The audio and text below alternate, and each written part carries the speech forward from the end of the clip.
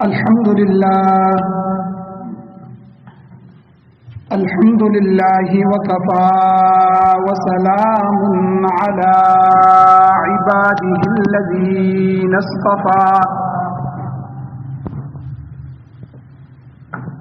أما بعد فأعوذ بالله من الشيطان الرجيم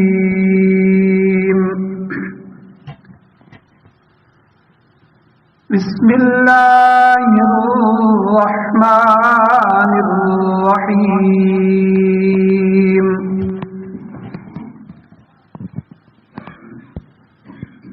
يا أيها الذين آمنوا كتب عليكم الصيام كما كتب على الذين من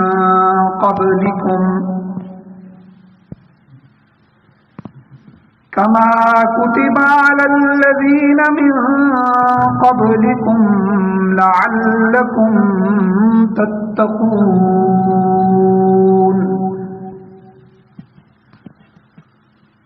أياما معدودات فمن كان منكم مريضا أو على سفر فعدة من أيام أخر وعلى الذين يطيقونه فدية طعام مسكين فمن تطوع خيرا فهو خير له وأن تصوموا خير لكم إن كنتم تعلمون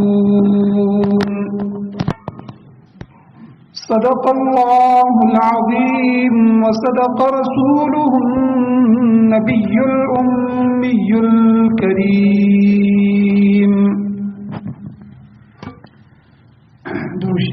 اللهم صل على سيدنا محمد وعلى آل سيدنا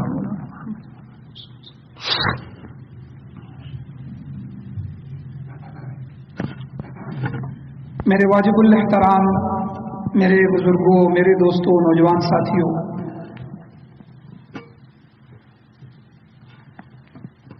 اللہ تعالیٰ نے ہمیں دنیا میں انسان بنا کر پیدا کیا اور پھر کرم فرماتے ہوئے نبی علیہ الصلوۃ والسلام کی امت میں پیدا فرمایا اور اپنی عظیم کتاب قرآن مجید سے ہم کو مشرف فرمایا۔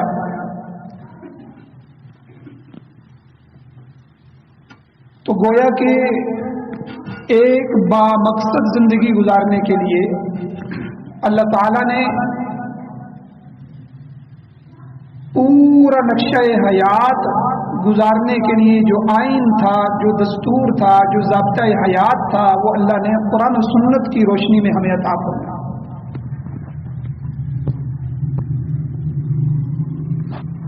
انسان جب دنیا میں آتا ہے تو دنیا میں آنے کے بعد 4 قسم کے ظلماتی حجاب اس کے ساتھ چمٹ جاتے ہیں، جو اسے اللہ سے دور کرتے ہیں، دین سے دور کرتے ہیں، شریعت سے دور کرتے ہیں، رسول اللہ کی زندگی سے دور کرتے ہیں، اس کو اس کی جنت سے دور کر دیتے ہیں۔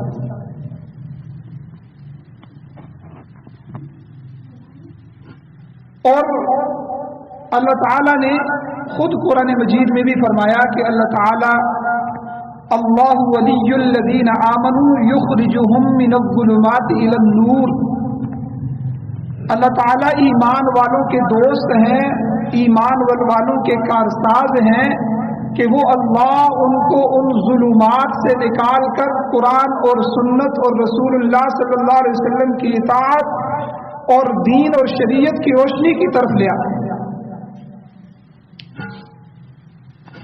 جس آدمی نے ان 4 ظلماتی حجابوں کا مقابلہ کر لیا تو دنیا کے یہ حجاب ہٹ گئے تو اس کی طرف اللہ جل شانہ کا جو مکاشفات ہیں، اللہ جل شانہ کی طرف جو محبت ہے وہ اس کے اندر پیدا ہو جاتی ہے۔ سب سے زیادہ محبت وہ اللہ کے رسولوں میں، اللہ کے پیغمبروں میں ہوتی ہے، کیونکہ دنیا کی کسی چیز کی کوئی اہمیت ایک لمحے بھر کے لیے بھی پیغمبر کے دل میں نہیں آ سکتا۔ ان کا دل خالص اللہ کے لیے خالی ہوتا ہے۔ پھر اس کے بعد جس کی جتنی نسبت پیغمبر علیہ السلام کے ساتھ ہوگی، سب سے پہلے صحابہ اکرام کی جماعت ہے، پھر اس امت کے اولیاء ہیں۔ جس کو یہ جتنی نسبت ملتی جائے گی اس کا دل اللہ کے لیے خالی ہوتا جائے گا۔ تو وہ 4 ظلماتی حجاب کیا ہیں، رکاوٹیں کیا ہیں؟ سب سے پہلے دنیا، دوسرے نمبر پر یہ مخلوق، تیسرے نمبر پر شیطان، اور چوتھے نمبر پر اس کا اپنا نفس۔ انسان کو دین سے دور کرنے کے لیے، دین سے روکنے کے لیے یہ 4 ظلماتی حجاب ہوتے ہیں۔ یا تو کبھی وہ اپنی دنیا کی مصروفیت کی وجہ سے، دنیا کی مشغولیت کی وجہ سے دین کو چھوڑ دیتا ہے، اس کو وقت نہیں دے پاتا، یا اس مخلوق کی وجہ سے، یا اس کی مخلوق بیوی ہو، یا مخلوق میں سے اولاد ہو، یا کوئی بھی قریبی رشتہ دار ہو، تو اس مخلوق کی وجہ سے وہ اللہ کے دین سے دور ہو جاتا ہے۔ یا تیسرے نمبر پر وہ شیطان کے بہکاوے میں آ کر، قرآن مجید میں بار بار اللہ تعالیٰ نے اس کو ہمارا دشمن کہا اور صراحتاً فرمایا کہ اس سے بچو۔ اس کے داؤ پیچ بھی اللہ نے قرآن مجید میں بیان فرمائے۔ تو کبھی انسان شیطان کا شکار بن جاتا ہے اور اللہ سے دور ہو جاتا ہے، اور کبھی اس کا جو نفس ہے، اس نفس کے خواہشات جو ابھر رہی ہوتی ہیں، ان خواہشات کا ایسا غلام بن جاتا ہے کہ اس کو اپنی آخرت کی طرف توجہ ہی نہیں رہتی۔ تو نفسانی خواہشات کے غلام کے بارے میں اللہ تعالی 26ویں سپارے میں فرماتے ہیں حضور کو، افرأیت من اتخذ الہہ ہوا، کیا آپ نے اس شخص کو نہیں دیکھا کہ جس نے اپنی خواہشات کو ہی خدا بنا لیا ہے؟ اپنی نفسانی خیالات، نفسانی امیدیں، نفسانی خواہشات جو ابھر رہی ہیں، بس اپنی زندگی ساری انہی پہ خرچ کر رہا ہے، انہی کے پیچھے چل رہا ہے، گویا کہ نفسانی خواہشات کو ہی پوجنا شروع کر دیا۔ تو رمضان المبارک کا اس تمہید کے ساتھ تعلق کیا ہے جو میں نے آپ کے سامنے بیان کی ہے، کہ اللہ تعالیٰ اس آیت مبارکہ میں فرما رہے ہیں کہ یا ایھا الذین آمنوا، اے ایمان والو، کتب علیکم الصیام، تمہارے اوپر روزے فرض کر دیے گئے ہیں، کما کتب علی الذین من قبلکم، جیسا کہ تم سے پہلے لوگوں پر، پہلی امتوں پر یہ فرض کیے گئے تھے۔ وجہ کیا ہے؟ یہ اصل وجہ ہے، لعلکم تتقون، تاکہ تم متقی بنو۔ اللہ تعالیٰ ایمان والے تو ہم پہلے سے ہیں، اللہ مجھے اور آپ کو متقی بنانا چاہتے ہیں۔ تو رمضان کے روزوں کی وجہ، سبب اور مقصد اللہ نے بیان فرمایا کہ یہ میں نے اس لیے فرض کیے ہیں تاکہ تم متقی بن جاؤ۔ اور تقوی کے لیے ان 4 ظلماتی حجابوں کا مقابلہ کرنا پڑتا ہے۔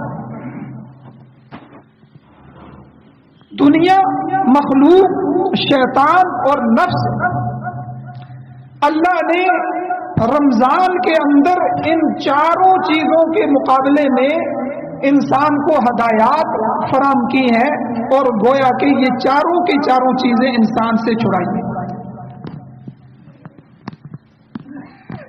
آپ دیکھیں، دنیا کو چھڑانے کے لیے اللہ تعالیٰ نے زکوٰۃ فرض کر دی، اب ظاہر بات ہے کہ جس دنیا میں اس کا دل لگا ہوا ہے، اب اپنے مال کا حساب کر کے اس کو نکالے گا، دوسرے کو دے گا مفت میں۔ اب اس پر جو اس کو تکلیف ہوگی تو اس کی اصلاح ہوگی اور اللہ جل شانہ اس کو ملیں گے۔ اسی طرح اللہ نے رمضان المبارک کے اندر ہی صدقہ فطر رکھ دیا کہ آپ اپنے گھر کے جتنے افراد ہیں ان کا حساب کر کے صدقہ فطر ادا کرو۔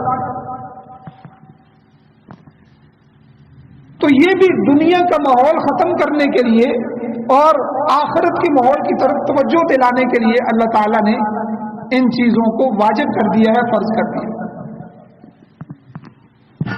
اور دوسرے نمبر پر مخلوق ہے، مخلوق کو چھڑانے کے لیے سب سے پہلے نمبر پہ بیوی ہے۔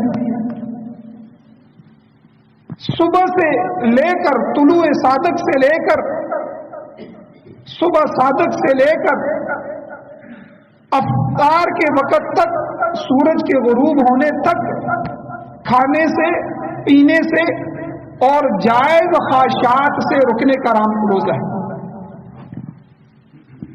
اب بیوی سے روک دیا، مخلوق سے روک دیا، ہٹا دیا تھوڑے وقت کے لیے اور اس کو فرض کر دیا، روزے کا حصہ بنا دیا۔ تو بیوی سے متمتع ہونے سے منع کر دیا تاکہ مخلوق سے اس کا تعلق ہٹ جائے۔ حضرت اما عائشہ صدیقہ رضی اللہ تعالی عنہا حضور علیہ السلام کی عجیب کیفیت بیان فرماتی جب رمضان آتا تھا تو حضور علیہ السلام کی ایسی حالت ہو جاتی تھی کہ جیسے ہم گھر والوں کو پہچانتے ہی نہیں ہیں۔ جس طرح بندہ کسی کے پاس سے گزر جاتا ہے اور اس کو بالکل پہچانتا ہی نہ ہو تو توجہ ہی نہیں کرتا،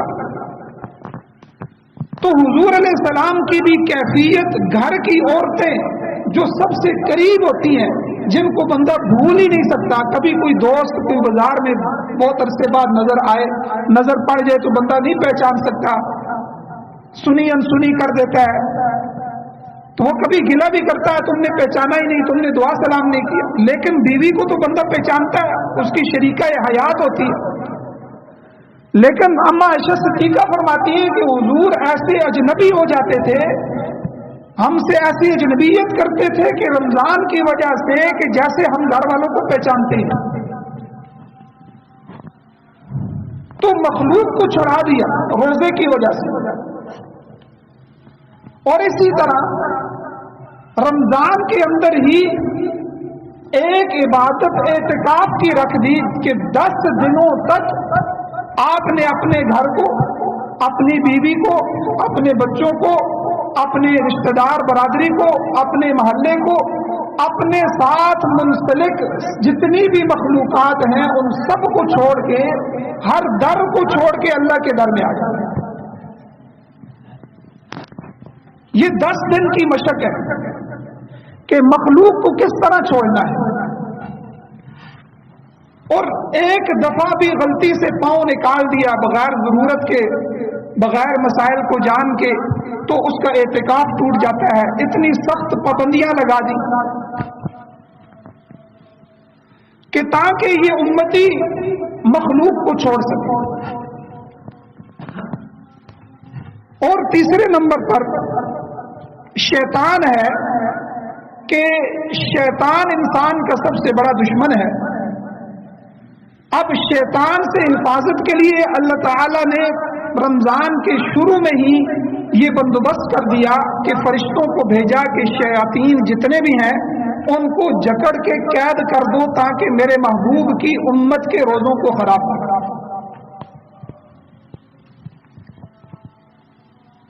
تو شیطان سے بچنا مشکل تھا، اس لیے اس کو قید کر دیا تاکہ شیطانی حملوں سے رمضان المبارک میں انسان بچ جائے۔ اور یہی وجہ ہے کہ جو عمل ہم رمضان کے علاوہ نہیں کر سکتے، رمضان میں ہمارا دل کرتا ہے کہ ہم وہ عمل کریں۔ اب رمضان سے پہلے اگر کبھی کبھار آخرت کا خیال آ گیا تو شیطان فوراً آ جاتا ہے، ابھی تو تم جوان ہو، अब तुम हज करके क्या करोगे, थोड़ी सी उम्र हो जाए तो फिर हज कर दे। अब फौरन उसने हमला कर दिया। आपने सदके का इरादा किया कि भाई ये तो मैं थोड़ा सा दे रहा हूं, अभी महीने का आखिर लग गया, अगली तनख्वाह मिलेगी तो फिर दे देना, ज्यादा दे देना। तो इसलिए हुजूर ने फरमाया कि जब मौका आए नेकी का तो नेकी को जाने नहीं देना, उसमें फौरन नेकी कर लो, क्योंकि इस वक्त आपसे वो सदका टाल देगा शैतान, आपको फक्र कर यईदुकुमुल फक्र, आपको फक्र के वादे दिलाएगा कि यार तुम फकीर हो जाओगे, तुम जो है तुम्हारा माल कम हो जाएगा, ये हो जाएगा, कल मुस्तकबिल में तुम्हारे बच्चों का क्या होगा, तुम इसी तरह माल खर्च करते रहे तो तुम्हारा माल खत्म हो जाएगा। मोहताजगी और फक्र के वादे तुम्हें दिखाएगा। तो कोशिश उसकी ये होगी कि ये बंदा इस वक्त नेकी न कर सके, मौके की नेकी को खत्म कर दे। और बड़ा मुजाहिदा करना पड़ता है। रमजान के अलावा जो है नेकी करने में इंसान को 100 ख्यालात आते हैं, वो ख्यालात वो वसवसे जो है वो सारे शैतान की तरफ से आते हैं। और रमजान में नेकी करना आसान हो जाता है, अल्लाह ताला इस शैतान को बंद कर देते हैं। अब इंसान का दिल करता है कि जिसको कुरान खोलते हुए वहशत महसूस होती थी, अब वो कुरान की तिलावत भी कर रहा। जिसने कभी अल्लाह का नाम नहीं लिया था, वही इंसान आज बैठ के अल्लाह का जिक्र भी कर रहा। जो कभी मस्जिद की तरफ नहीं आया था, आज वो 5 वक्त की नमाज के लिए मस्जिद में भी आ रहा है। जो 10 मिनट के लिए भी फर्ज नमाज में खड़े होने के लिए तैयार नहीं था, आज वो 1.5 घंटे के लिए तरावीह भी पढ़ रहा। तो क्या है कि अल्लाह ताला ने शयातीन को बंद कर दिया। और चौथी चीज नफ्स जो है, ये नफ्स हमारे साथ है। कुरान मजीद में नफ्स की 3 किस्में बयान की गई हैं। पहली किस्म है नफ्स अम्मारा। 13वें पारे में अल्लाह फरमाते हैं, शुरू में ही पहली आयत है, वमा उबर्रिउ नफ्सी इन्नन नफ्स लअम्मारतुम बिस्सू, कि ये बिगड़ा हुआ नफ्स है कि हर वक्त इंसान को हुक्म देता रहता है, ये भी करो, ये भी करो, ये भी करना है। ऐसी ऐसी उम्मीदें, ऐसे ऐसे ख्यालात। और जब आप सदका करते हैं तो सबसे पहली ज़रब इसी नफ्स पे लगती है।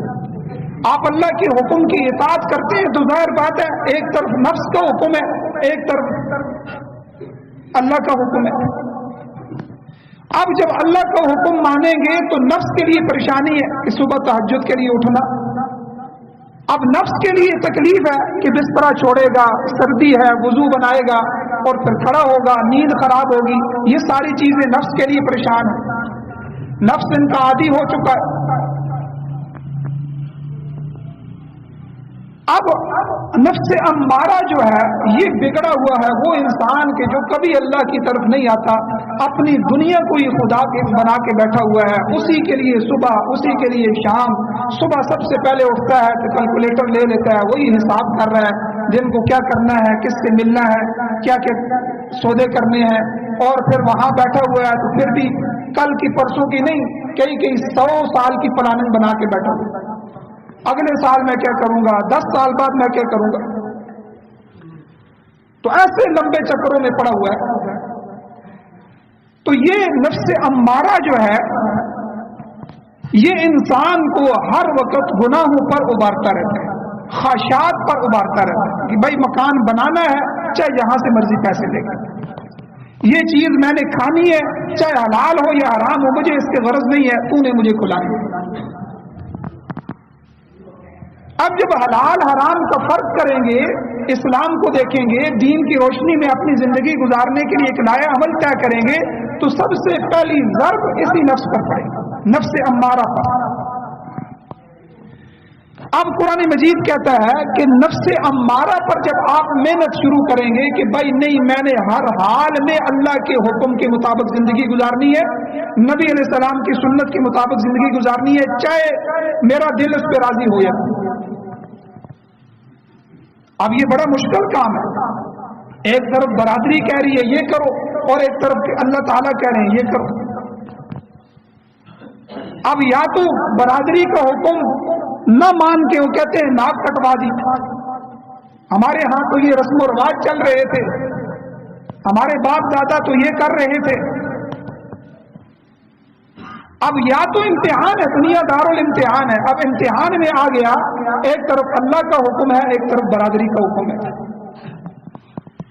اب انسان کے لیے جو اس پہ چل رہے ہوتے ہیں ان کو پتہ ہے کہ کتنا مشکل ہوتا ہے برادری کو چھوڑنا اللہ کے حکم کے سامنے، اللہ کے نبی کے طریقے کے سامنے اپنا یا برادری کا یا ماحول کا یا معاشرے کا یا جو ہے شیطان کے طریقے کو چھوڑنا، یہ کتنا مشکل ہوتا ہے۔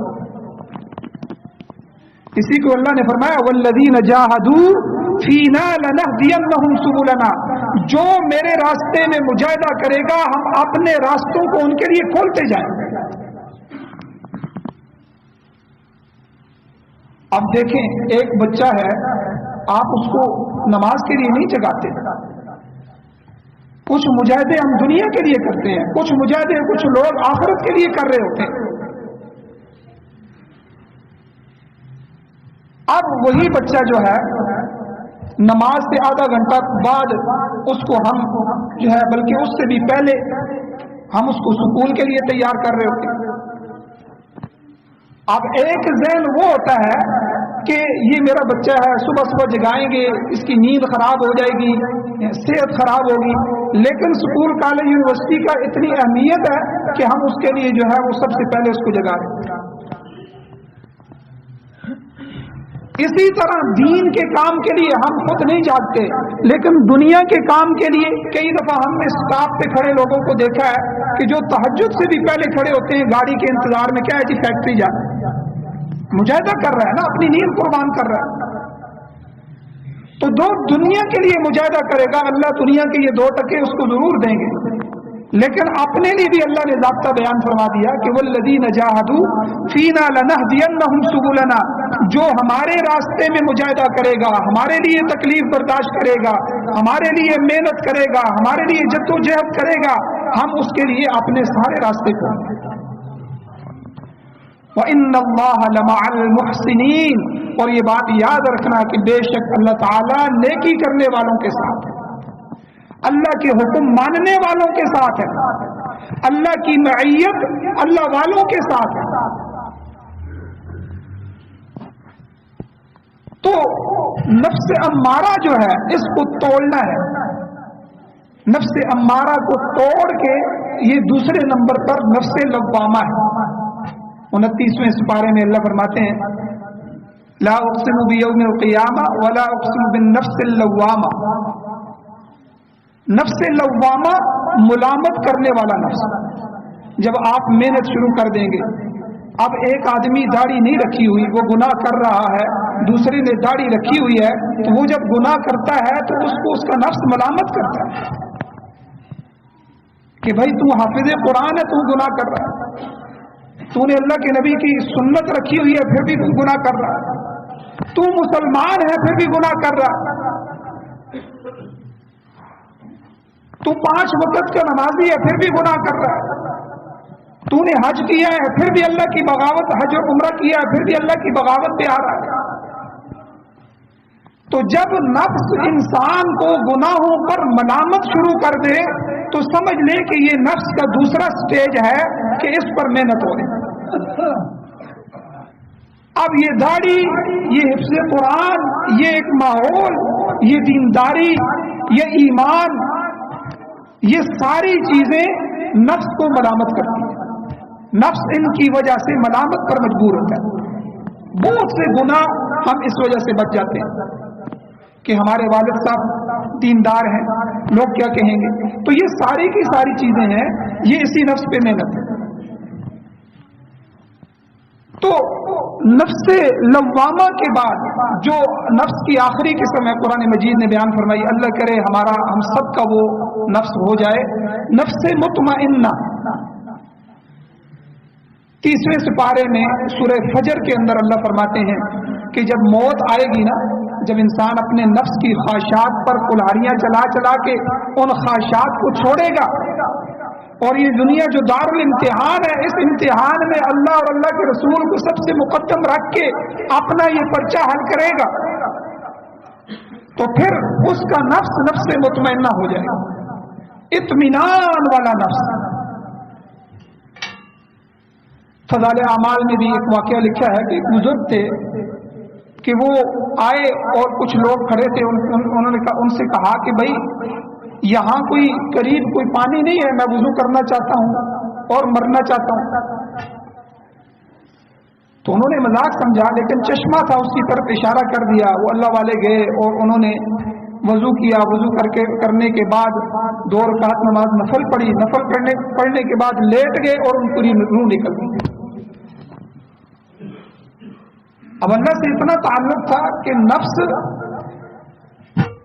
اس طرح ہو گیا کہ جس کی کئی مثالیں احادیث مبارکہ میں اللہ جل شان اللہ کے نبی صلی اللہ علیہ وسلم نے دی ہیں کہ نفس اتنا پاکیزہ ہو گیا کہ جس طرح پانی مچھلی کے لیے ہوتا ہے کہ مچھلی کو باہر نکال دیا جائے تو مچھلی تڑپنا شروع ہو جاتی ہے، اسی طرح اس نفس کو دین کی فضا سے باہر نکال دیا جائے تو یہ تڑپنا شروع ہو جاتی ہے.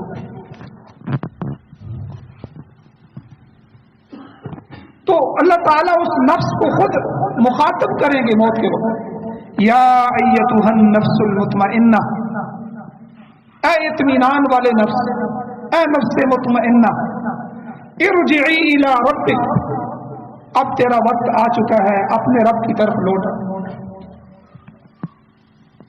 راضیۃ مرضیہ، کہ تو اللہ سے راضی ہے، اللہ تجھ سے راضی ہو چکا ہے. تو یہ 2 پروانے جس نفس کو مل جائیں تو اس نفس کی خوش قسمتی کتنی ہو سکتی ہے کہ راضیۃ مرضیہ، اب ہمیشہ کے لیے تو اللہ سے راضی ہے اور اللہ تجھ سے راضی ہو چکے ہیں. اب تو اس دنیا سے آ جا، اپنے رب کی طرف لوٹ. فادخلی فی عبادی وادخلی جنتی، اللہ کہیں گے کہ میرے بندوں میں داخل ہو جا، میری جنت میں داخل ہو جا.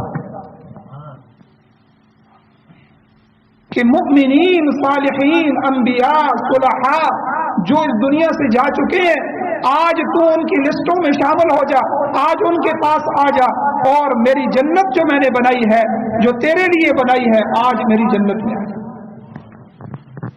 اب کتنے مبارک وہ نفس ہیں جن کو خود اللہ تعالیٰ موت کے وقت یہ خطاب کر کے ان کو اپنے پاس بلائیں گے اور اپنی جنت عطا کریں گے.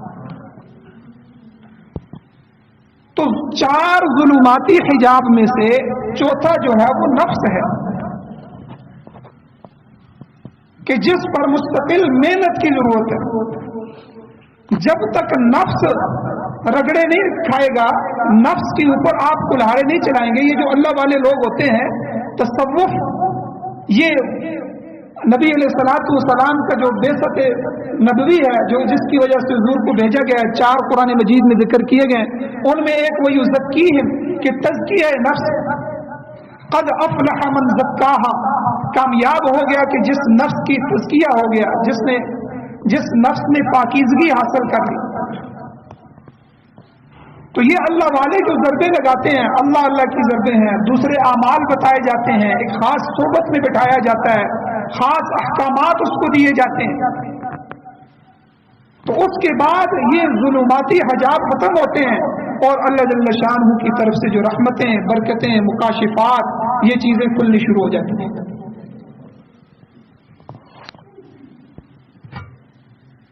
تو ان 4 چیزوں کے ہٹنے سے انسان متقی بن جاتا ہے.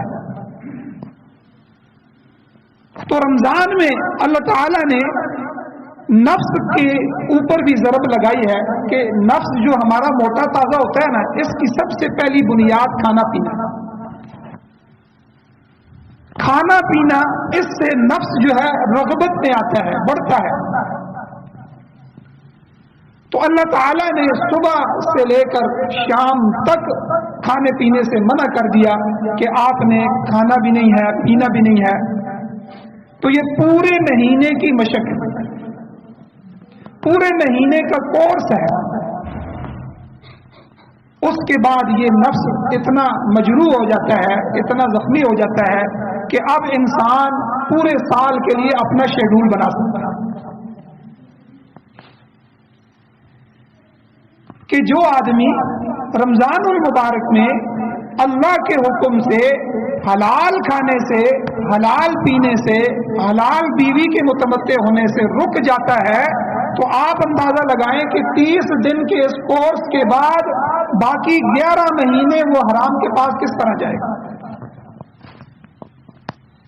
اگر صحیح طریقے سے روزے کا مفہوم جان کے کہ اللہ تعالیٰ اس روزے سے ہمارے خالی بھوکا پیاسا رکھنا نہیں چاہتے، اس روزے کے مقاصد کو اللہ نے بیان فرمایا لعلکم تتقون، تاکہ تم میرے قریب ہو جاؤ، تاکہ میں تمہیں مل جاؤں، تاکہ تم میرے قابل بن جاؤ، متقی بن جاؤ، اللہ والے بن جاؤ۔ تو نفس کی حیوانیت کو ختم کرنے کے لیے اللہ تعالیٰ نے اس روزے کو فرض کیا، اور اسی طرح دن میں اللہ تعالیٰ نے روزہ رکھا ہے، اور رات کے وقت اللہ تعالیٰ نے تراویح رکھی ہے، تہجد کی نماز رکھی ہے، قیام اللیل رکھی ہے، تاکہ رات کو بھی انسان کھڑا ہو جائے اور اس کو اللہ تعالیٰ کا قرب مل جائے۔ اور اسی طرح اگر انسان کو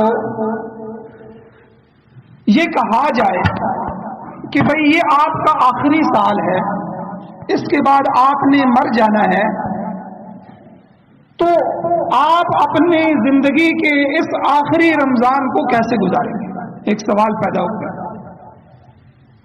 اب کتنے انسان رمضان سے پہلے ہمارے محلے میں فوت ہو گئے، حالانکہ صحت مند تھے، کوئی مسئلہ بھی نہیں تھا۔ آپ نے اس رمضان کے بعد مر جانا ہے، یہ آپ کے لیے آخری چانس ہے، تو ہم نے اس میں کیا کرنا ہے؟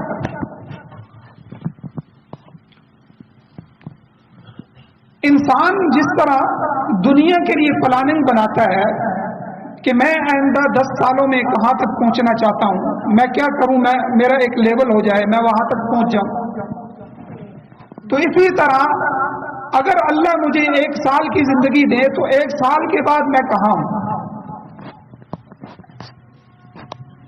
اگر آج میں تہجد کا عادی نہیں ہوں تو میں تہجد کا عادی ہونا چاہیے۔ اگر میں قرآن کی تلاوت کرنے کا عادی نہیں ہوں تو آئندہ مجھے قرآن کی تلاوت کے لیے وقت نکالنا ہو۔ یہ صحابہ کرام کی کیفیت ہے۔ یہ سوال جو میں آپ کو دے رہا ہوں یہ صحابہ کرام، بلکہ یہ تو پھر رمضان پوری کی بات کر رہا ہوں، صحابہ کی کیفیت جو احادیث میں بیان کی گئی ہے کہ صحابہ ہر نماز کے بارے میں یہ سمجھتے تھے یہ میری آخری نماز ہے، اور یہ سمجھتے تھے کہ میری دائیں طرف جنت ہے اور بائیں طرف جہنم ہے۔ اس کیفیت کے ساتھ آخری نماز سمجھ کے وہ اس نماز کو ادا کرتے ہیں۔ اب جب بندہ اس کیفیت سے نماز کو ادا کرے گا تو آپ اندازہ لگائیں کہ پھر وہی واقعات ہمارے سامنے آتے ہیں کہ تیر لگ رہے ہیں اور نماز چھوڑنے کو دل نہیں کرتا، تیر لگے ہوئے ہیں اور نماز میں سے ان تیروں کو نکالا جا رہا ہے۔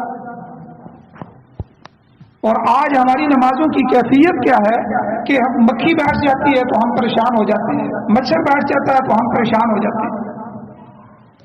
پہلے سے ہی ہماری توجہ اللہ کی ذات کی طرف نہیں ہوتی اور ان الفاظ کی طرف نہیں ہوتی جو ہم پڑھ رہے ہوتے ہیں، ان معانی اور مفاہیم کی طرف نہیں ہوتی جو ان الفاظ سے معنی اور مفہوم نکل رہا ہے، لیکن جو تھوڑی بہت توجہ نماز کی طرف ہوتی ہے وہ فوراً خراب ہو جاتی ہے۔ تو اس لیے اس رمضان میں اگر یہ ہمارا آخری رمضان ہے، اس کو آخری سمجھیں تو ہم نے اس میں اپنے نماز کو درست کرنا ہے، نماز کے افعال کو درست کرنا ہے، نماز کے تلفظ کو درست کرنا ہے، نماز کے معنی کو درست کرنا ہے۔ ایک بندہ اجنبی زبان میں جا کر کسی بادشاہ کے سامنے لکھا ہوا پڑھتا رہے اور اس کو یہ بھی پتہ نہ ہو کہ میں بادشاہ کے سامنے کیا عرض کر رہا ہوں، تو ساری زندگی گزر جاتی ہے، یہ پوری نماز اور کلمے یہ ایک صفحے پہ آ جاتے ہیں، ایک صفحے جتنا۔ اور ہمارے بچے جو ہیں وہ اسکول کالج یونیورسٹیوں کے بڑے بڑے جو ہے وہ مضامین تھیسز اور بڑی بڑی چیزیں تیار کرتے ہیں، زبانی یاد کر لیتے ہیں، لیکن یہ 1-2 صفحوں کی نماز اور اس کے معنی اور اس مفہوم کو یاد کرنے کے لیے ہم تیار نہیں۔ وجہ کیا ہے کہ ہمیں آخرت کی فکر نہیں۔ جس دن ہمیں فکر پیدا ہو جائے گی اس دن سے ہم اس محنت کے میدان میں شروع ہو جائیں گے۔ ہماری محنت اس طرف آ جائے. تو میرے بھائیوں، یہ رمضان ہمارے لیے بڑا اچھا موقع ہے کہ اس رمضان میں ہم اللہ تعالیٰ کو راضی کریں، اپنی زندگی کو ٹھیک کر لیں اور ہم تقوی پہ آ جائیں. ایسا نہ ہو کہ رمضان گزرے اور آخری رات کے بعد ہمارے وہی اعمال ہو جائیں کہ جو رمضان سے پہلے تھے. نہ نماز پڑھتے تھے، نہ ذکر کرتے تھے، نہ تلاوت کرتے تھے، نہ تہجد کے لیے کبھی کھڑے ہوئے، نہ اللہ کا نام لیا. ایسا نہ ہو میرے بھائی. تو رمضان کے اندر اتنی محنت کریں کہ رمضان کے بعد خود بندے کی زندگی میں ایک انقلاب پیدا ہو جائے. اب تقوی کے مفہوم کو اگر سمجھا جائے کہ تقوی کیا ہے، اللہ تعالیٰ کیا چیز ہمارے اندر پیدا کرنا چاہتے ہیں. حضرت عمر فاروق رضی اللہ تعالیٰ عنہ نے اس کو سمجھنے کے لیے اور دوسرے صحابہ کو سمجھانے کے لیے حضرت ابی ابن کعب رضی اللہ تعالیٰ عنہ سے سوال کیا کہ آپ بتائیں کہ یہ تقوی کیا ہے. حضرت ابی ابن کعب رضی اللہ تعالیٰ عنہ نے بڑا عجیب جواب دیا. آپ نے امیر المؤمنین حضرت سیدنا عمر فاروق رضی اللہ تعالیٰ عنہ سے پوچھا کہ امیر المؤمنین، آپ مجھے ایک سوال کا جواب پہلے بتائیں کہ کیا کبھی آپ ایسے راستے سے، ایسی پگڈنڈی سے گزرے ہیں کہ جس میں جھاڑیاں ہیں، کانٹے دار پودے ہیں اور آپ کو اس میں سے گزر کے جانا ہو؟ تو آپ نے کہا کہ کئی دفعہ اتفاق ہوا، ہم کئی دفعہ گزرے ہیں. تو فرمایا کہ امیر المؤمنین آپ کس طرح گزرتے ہیں؟ فرمایا میں اپنے دامن کو سمیٹ لیتا ہوں، اپنے کپڑوں کو سمیٹ لیتا ہوں، انتہائی احتیاط کے ساتھ گزرتا ہوں کہ کہیں یہ کانٹے میرے کپڑوں کو خراب نہ کر دیں، میرے کپڑوں کو نہ پھاڑ دیں، میرے جسم کو زخمی نہ کر دیں. تو فرمایا امیر المؤمنین، ہم اور آپ بھی اس دنیا کی گھاٹی سے گزر رہے ہیں. پیدا ہوئے اور موت تک ہم نے جانا ہے. یہ دنیا کسی کی بھی نہیں ہے اور یہاں اس دنیا کو ہم نے ہر حال میں چھوڑنا ہے. لیکن اس گھاٹی میں یہ دارالامتحان ہے، اس میں گناہوں کی جھاڑیاں بھی آئیں گی، سود اور شراب کی جھاڑیاں بھی آئیں گی، مختلف گناہوں کی جھاڑیاں بھی آئیں گی. لیکن ہم نے اپنے ایمان کے دامن کو اسی طرح سمیٹ کے احتیاط کے ساتھ گزارنا ہے کہ کہیں یہ گناہ ہمارے ایمان کو تار تار نہ کرے. اب یہاں سے باہر نکلے تو گناہ کھڑا ہے، بازار میں گئے تو بے شمار گناہ ہے، غیر محرم آ رہی ہیں، بازار میں سودا کرنا ہے، لین دین کرنا ہے، اس میں معاملہ کس طرح کرنا ہے، چیز بیچنی ہے تو کہیں ناقص چیز اصل بنا کے تو نہیں بیچ رہا. یہ سارے امتحان ہیں. پھر انشورنس پالیسی ہے، فلاں پالیسیاں ہیں، یہ سارا سود اور جوئے کی شکلیں. پھر اس زندگی کو گزارتے ہوئے خاندان برادری آ جاتا ہے. بعض دفعہ بچوں کی وجہ سے کئی گناہ کرنے پڑ جاتے ہیں، بعض دفعہ اپنے مستقبل کے اوپر خدشات کی وجہ سے جھوٹ بولنا پڑ جاتا ہے، غلط سرٹیفکیٹ بنانا پڑ جاتا ہے، غلط بات کہنی پڑتی ہے. تو یہ جھوٹ کا گناہ، غیبت کا گناہ، چغلخوری کا گناہ، یہ جتنے گناہ ہیں یہ ہماری زندگی میں ہمارے ساتھ ساتھ چل رہے ہیں. اب اگر ہم نے ان گناہوں میں قدم رکھ دیا، ان گناہوں کو اپنا لیا، تو گویا کہ ہم نے اپنے ایمان کو خراب کر دیا. اور اگر ہم نے اپنے ایمان کو بچا لیا اور جھوٹ نہیں بولا اور سچ کی زندگی گزاری، دھوکہ نہیں دیا، دھوکے سے ہٹ کے خالص زندگی گزاری، اور اسی طرح چور چکاری سے بچے، سود لالچ سے بچے اور غیبت چغلی سے بچ گئے، ان سارے گناہوں سے بچ گئے اگر ہم اللہ کے دربار میں چلے گئے تو یہ نفس مطمئنہ کے ساتھ چلے گا. ہم نے اپنے نفس کو نفس مطمئنہ بنا دیا. تو حضرت ابی بن کعب نے فرمایا کہ حضرت عمر رضی اللہ تعالیٰ کہ یہی اللہ کہتے ہیں کہ یہی تقویٰ ہمارے اندر پیدا ہوتا ہے. ہمارے اسلاف کے بڑے واقعات ہیں، ابھی وقت نہیں ہے کہ انہوں نے کس طرح اپنی زندگی کو تقوی پر گزارا. اللہ تعالیٰ سے دعا ہے کہ اللہ ہمیں عمل کی توفیق عطا فرمائے. اور اس رمضان کو اللہ ایسا بنا دے کہ اس کے گزرنے کے بعد ہم ایسے بن جائیں کہ ہمارے اندر تقویٰ آ جائے، اللہ کی ذات کا خوف پیدا ہو جائے، اللہ کی ذات کا تعلق پیدا ہو جائے، اور ہم اپنی زندگی کے لیے جو اسوہ حسنہ ہے، جو نمونہ ہے، وہ کسی دنیا دار کو نہ بنائیں، کسی یورپ والے کو نہ بنائیں، بلکہ پیغمبر علیہ السلام کی زندگی کو سامنے رکھ کے زندگی گزاریں۔ اللہ تعالیٰ سے دعا ہے اللہ ہمیں عمل کی توفیق عطا فرمائے۔ وآخر دعوانا الحمد للہ رب العالمین۔